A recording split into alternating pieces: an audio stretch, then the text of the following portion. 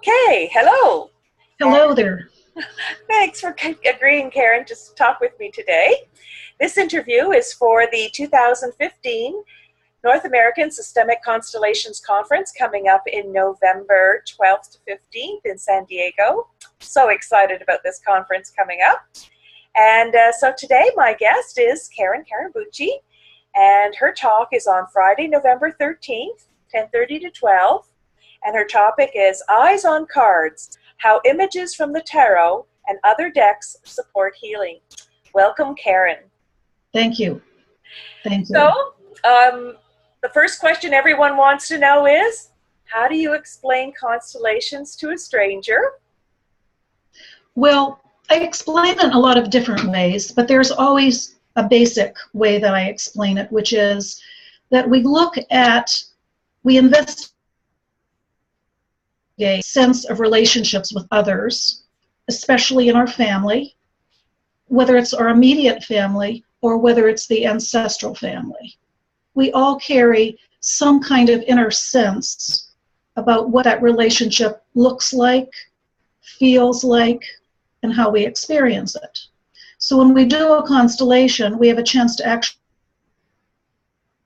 externalizing it, putting it out there so we can actually see it in a different way, in a new way, rather than having it all jumbled up inside of us.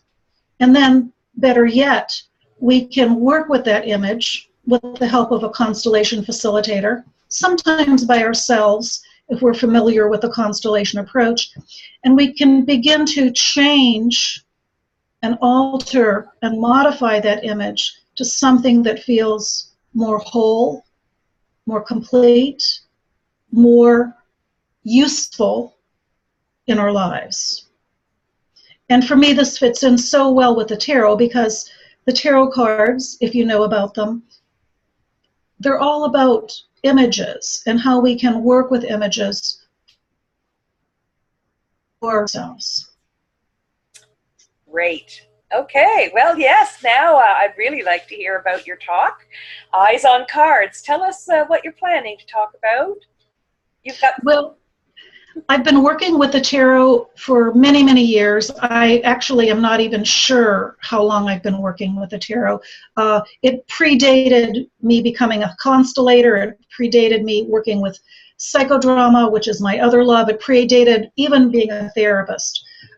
So the cards have been around for a very long time. And I have integrated them into the work that I do on a number of levels. And I also teach a tarot class here in Racine, Wisconsin as well. And I'm writing a book on the tarot and how I use it. For the conference, for the Constellations Conference itself, I'm going to be showing and telling how I use the cards in a number of ways, particularly in warming up the group or warming up an individual if I'm working with an individual. The images, we all agree the images are really, really powerful.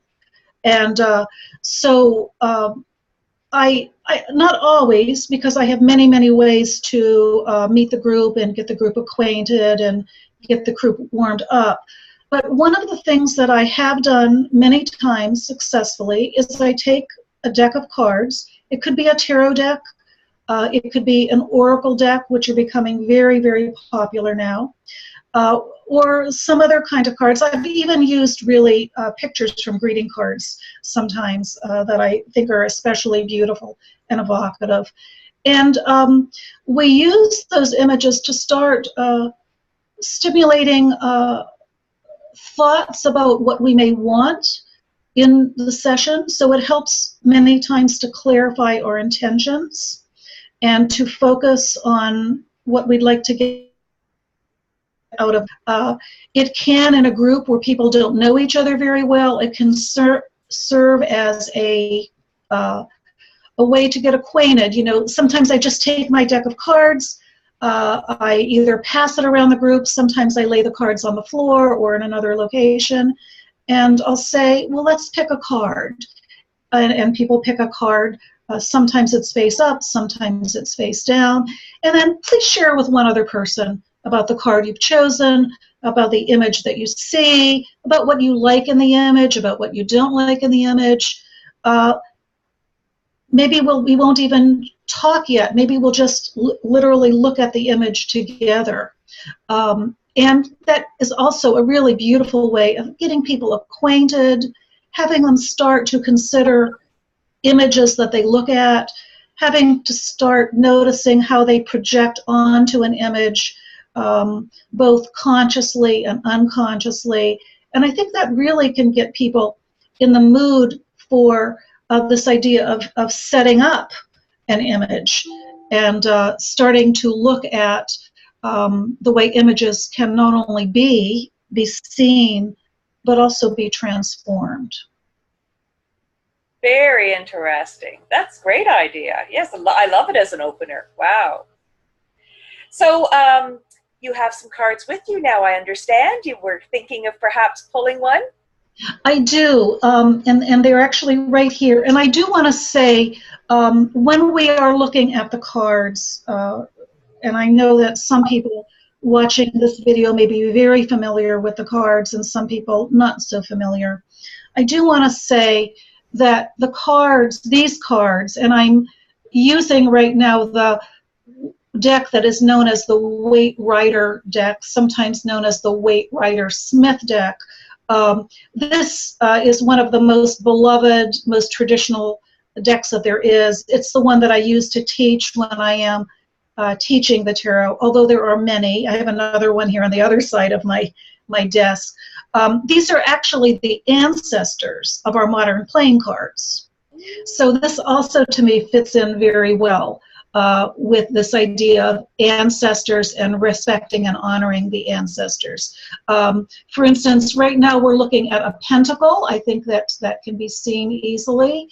And the pentacle is relating to divine feminine, relating to nature, Mother Nature, what is of value.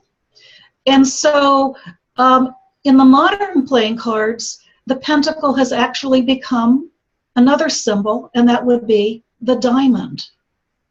The diamond, also from the earth, definitely something we consider of value, very symbolic of engagements or of love or of precious events, right? So we can see how through the years this card and this image continues to be alive, but in a slightly different way. Oh, and then we have the Fool. That just came up. I didn't plan this. So the Fool, here I'll let you see it all better.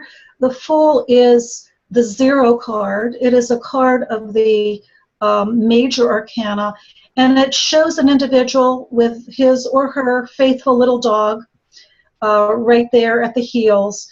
And this is an individual beginning on a journey, not sure what will be seen, what will be found, what will be noticed.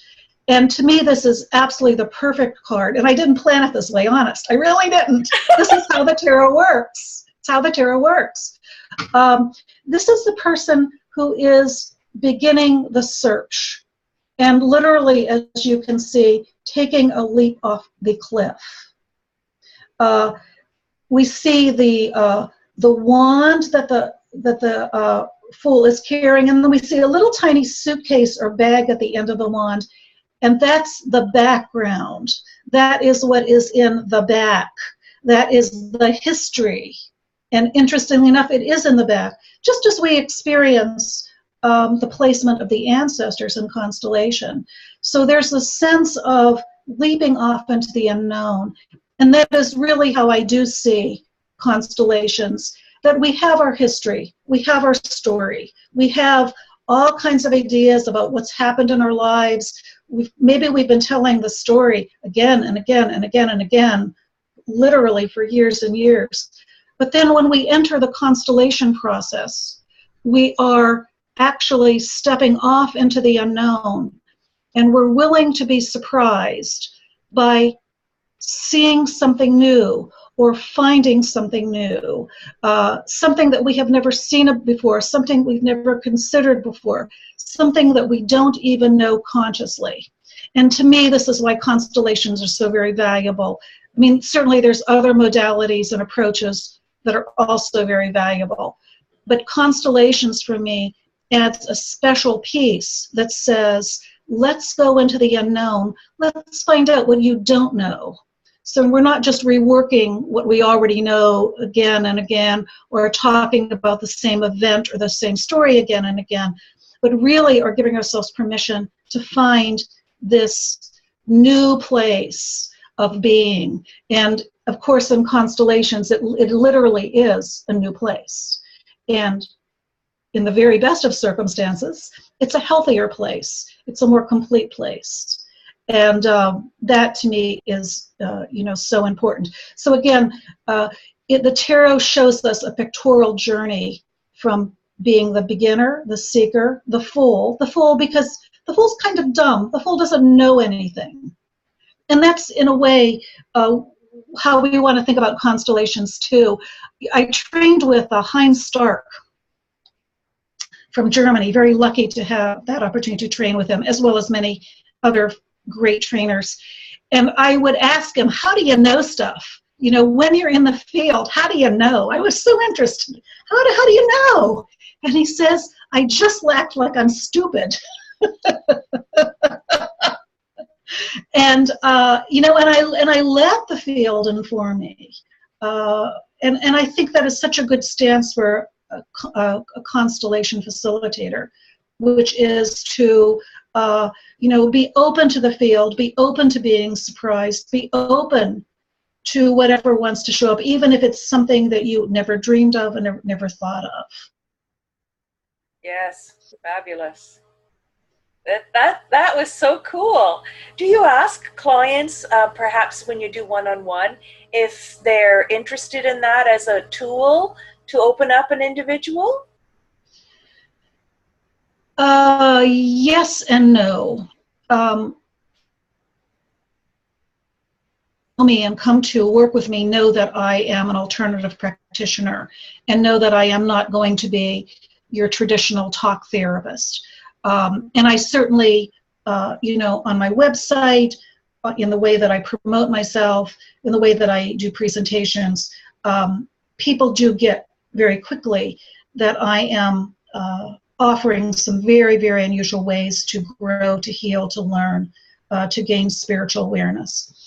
I do have to be watchful that some people believe in some of those old myths, those unfortunate myths about the tarot. There's a lot of misinformation about the tarot, that it is somehow devilish or somehow not very Christian, which I often have to correct. The fact is there's many symbols. It's a multicultural, literally book of images that come from all cultures. And indeed, there are many images that relate to Christianity, as well as paganism, as well as the East, and so forth and so forth and so forth. So I try to tune into the client first and I do this with constellations as well. I try to tune into the client first to find out how far they want to go, how far they want to stretch, what feels right for them to investigate, and what feels like a little bit too much.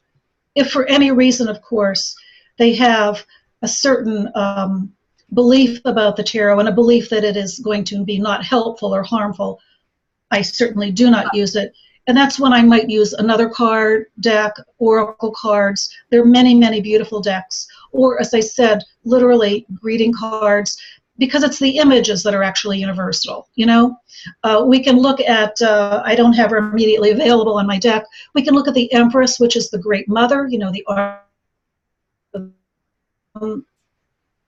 the mother of Persephone, and she went to literally the ends of the earth to rescue her child. Or we can take a picture of the Madonna and baby Jesus. It's really the same thing, in a way. Love of mother for child. This has been so interesting, Karen. Thank you so much for your time. I really appreciate it. It's good food for thought as we look upon going to the conference. So again, Karen's talk is Friday the 13th, 10:30 to 12. Eyes on Cards, How Images from the Tarot and Other Decks Support Healing. Karen Carnabucci. I hope I pronounced your name right there. So thank you so much, and we'll talk again soon. Thank you. I did not realize it was Friday the 13th. How interesting. Yes. If I got my dates right, yes. All right, Karen, thanks again. You're welcome. Take care.